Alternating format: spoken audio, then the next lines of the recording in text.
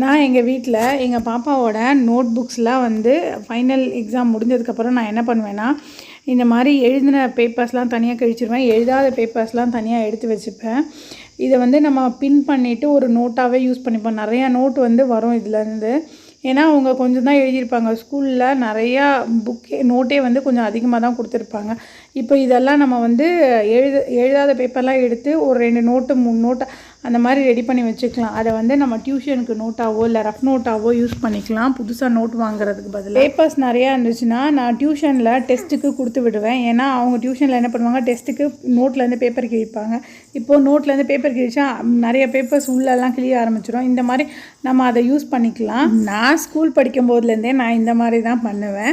இப்போ எங்கள் பாப்பாவுக்கும் நான் அப்படி தான் பண்ணுறேன். உங்கள் வீட்டில் நீங்கள் எப்படி தான் பண்ணுவீங்களா அப்படின்னு சொல்லி கீழே கமெண்ட் பண்ணுங்கள். இந்த மாதிரி எழுதின பேப்பர், அட்டை இதெல்லாம் வந்து எடைக்கு போட்டு காசை வாங்குவோம்.